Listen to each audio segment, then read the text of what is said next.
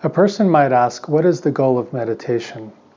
I think a better question is, what is your goal with this program? So take a moment right now to think about it. Are you looking for just a general sense of relaxation or for something deeper? The reason to find out now what your interest is so that you can be able to tell as you start to learn these techniques and practice them in an ongoing way, whether or not you're getting closer to your goal. Because if after a while you're not, it might be time to change the technique you're using or use a completely different set of instructions. There are different outcomes possible through the techniques that you'll learn here. As I just mentioned, relaxation is one of them, and it's probably the most immediate and easiest to access. As you relax your body and mind, you'll start to relieve yourself of some of the stress you walk around with all day long, just like many of us do. Spending a half hour to an hour in meditation is a way of going inward, and when we relax our body, our mind relaxes in turn, and we find some peace, as temporary as it may be. On a deeper level, it's a way to get to know ourselves even better. We might have habitual ways of thinking that repeat themselves over and over that aren't helping us anymore.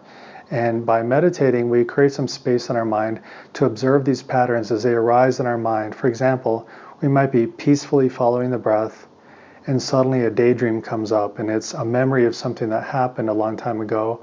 And then we start to go into this internal argument with someone. And then our adrenaline starts pumping, and there it is. There's a pattern that comes up. And now in meditation, we can see it arise clearly and perhaps see the root of it, what's causing it. So there's a way of looking inward and making discoveries about our habitual patterns and the things and thoughts and ideas that hurt us or confuse us, or things that we need resolution for. As we continue relaxing our body and mind, we come closer and closer to resolving some of these, or at least having a better understanding why we think the way we do, why we respond to situations the way we do, and why we feel the way we do. And over time, that increasing understanding will give us more power to make a shift in our life so that we can have some healing and have an end to some of these internal discussions. Beyond that, we can go even deeper to develop a profound sense of who we are as a person. Using that space that we develop during meditation, we start to see a difference between our thoughts and the awareness of those thoughts. We get into our deeper sense of self. And it's an aspect of us that is quite invisible, actually. It's quite empty, it's not physical, but it's quite still, whereas our thoughts are always moving and our emotions are moving, and even the subtle energy in our body is moving. But the awareness of all these phenomena is quite still and at peace.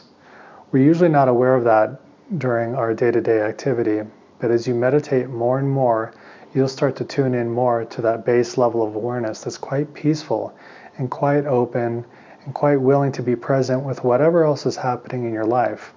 And that's quite a profound experience to have. And in the beginning, you might touch into that experience here and there a little bit.